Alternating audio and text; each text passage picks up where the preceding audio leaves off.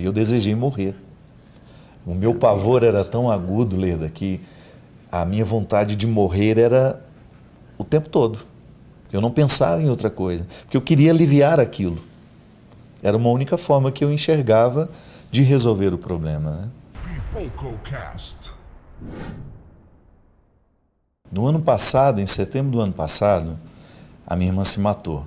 E foi um momento muito difícil para mim. Nossa.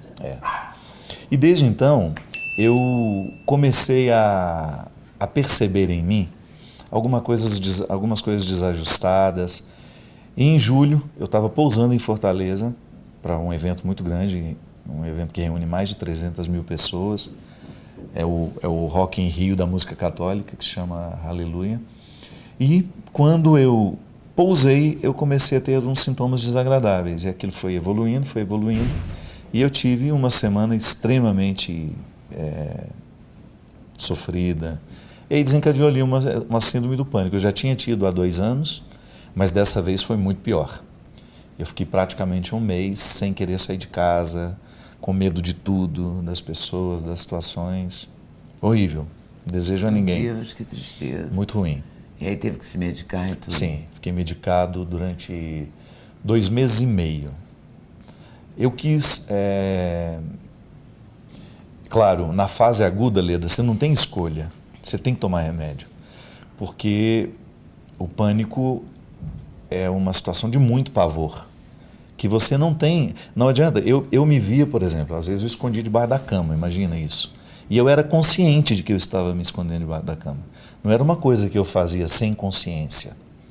Mas eu não tinha uma gestão deste medo. Eu não era capaz de dizer a mim mesmo: Fábio, o que é isso? Você é um homem de 46 anos, tendo um comportamento... Não há motivo para ter medo aqui, essas pessoas não vão lhe fazer mal. Não adiantava dizer isso para mim. Eu que sou tão racional, que sempre gostei de me livrar das paixões para poder me ver de forma mais consciente, naquele momento não adiantava esse discurso para mim. O que funcionou a minha vida inteira, de repente nada das fórmulas forte, que existencialmente eu havia encontrado resolvia. Então eu precisava da medicação. Aí eu custei a sair de casa para poder ir ao psiquiatra. O primeiro psiquiatra me medicou em casa, a medicação não fazia efeito e eu não dormia. Para você ter uma ideia, eu devo ter ficado uns 15 dias praticamente sem dormir, com 1h30 de sono, às vezes 2 no máximo por noite, o que agravava ainda mais o nível de ansiedade. E aí, quando eu me estabilizei, quando eu me senti bem já, por causa da medicação, que eu voltei às minhas atividades, eu senti assim, uma vontade muito grande de fazer um enfrentamento da situação sem o remédio.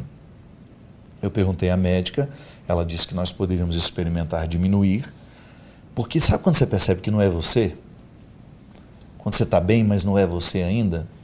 E eu fiquei com medo de me acostumar com aquele novo jeito de ser, que é um torpor estranho. Os problemas não lhe importam, sabe? O sofrimento, você olha para ele com uma certa indiferença.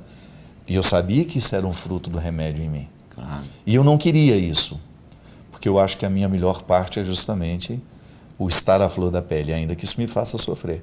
Então, eu com a orientação da médica, eu consegui fazer um desmame do medicamento, fui vivendo os desconfortos de não ter mais aquele medicamento, mas ao mesmo tempo fui encontrando um lugar em que eu era proprietário dos meus problemas, mas não era uma relação como estava antes. Antes eu não tinha o problema, os problemas é que me tinham. Então naquele momento eu senti que eu tinha problemas e que eu podia continuar tendo sem precisar usar aqueles medicamentos. Você conseguiu inverter o jogo. Eu levo, em todo lugar está ali, né? A urgência. Porque há situações que quando vem o pavor, tem que usar, não adianta. Mas graças a Deus eu experimentei isso. Depois do desmame do remédio, experimentei isso umas 3, 4 vezes. Não foi muito frequente, não. Hoje eu me sinto bem, graças a Deus. E aí você retomou todas as atividades, porque suas atividades são muitas. Né? Esse é o problema. Na época, a sorte, Leda, que eu tinha me programado umas férias para mim que não seriam em julho. Seria na primeira quinzena de agosto. eu sofri isso na metade da última semana de julho.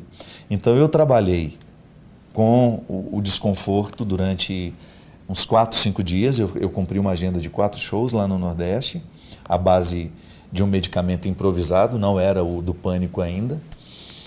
E depois eu tive esse intervalo de 15 dias, que foi justamente o período mais agudo da crise.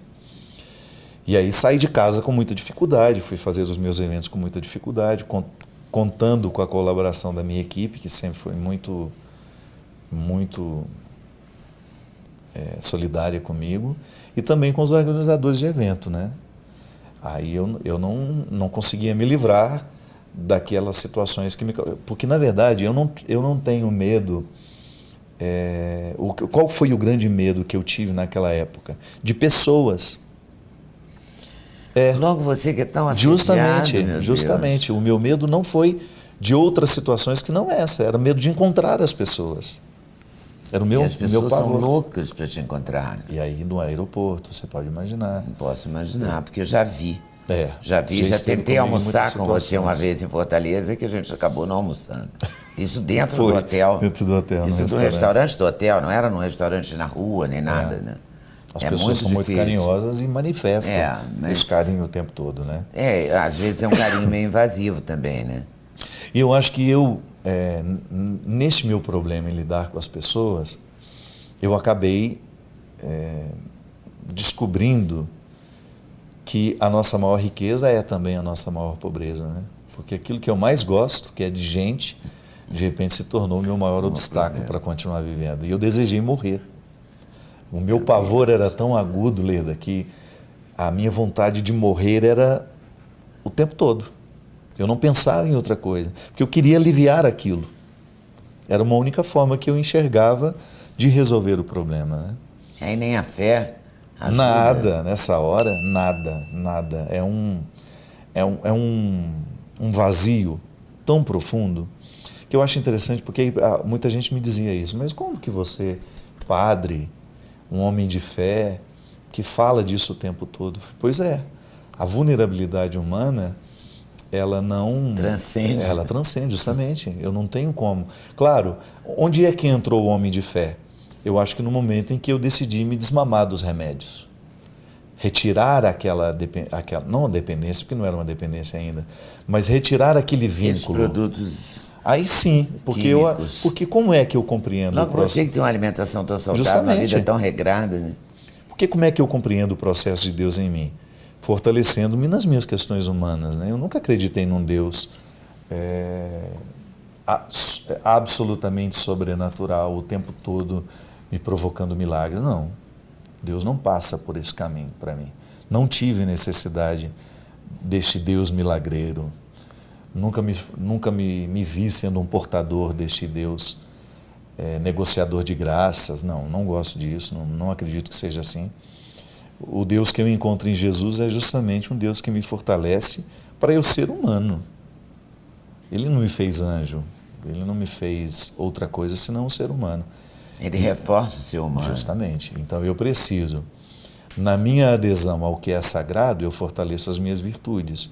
Da mesma forma como eu também sou livre para alimentar o meu diabólico, que vai reforçar os meus defeitos. Então, naquele momento, eu escutei muita gente me perguntando isso e eu não sabia responder. Por que naquele momento a minha fé não me segurava? Quem me segurou naquele momento foram os medicamentos. Porque as minhas convicções religiosas estavam em desordem. É uma desordem química. Você não tem autoridade sobre o que você sente. E eu passei a ter muito respeito pelos que se matam. Inclusive, fiz uma meia-culpa em relação à minha irmã. Porque sempre que ela dizia isso, eu interpretava como alguém que queria chamar a atenção. E não é assim, não. Às vezes as pessoas não estão querendo chamar a atenção. Elas estão querendo resolver os seus problemas. Então, passei a interpretar diferente, sabe? Esses pedidos de socorro. Me humanizou muito mais. Tanto é que quando eu precisei enfrentar, porque eu não tive tempo, eu não cheguei em tempo do sepultamento da minha mãe, da minha irmã. Então, quando eu precisei no outro dia ir ao cemitério, eu ainda não tinha passado por tudo isso.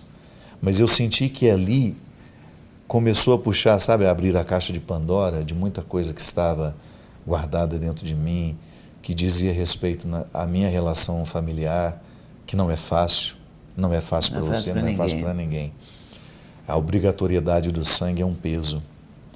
E não basta ser irmão, não basta ter o mesmo sangue, não basta ser filho dele, ser filho dela, não adianta.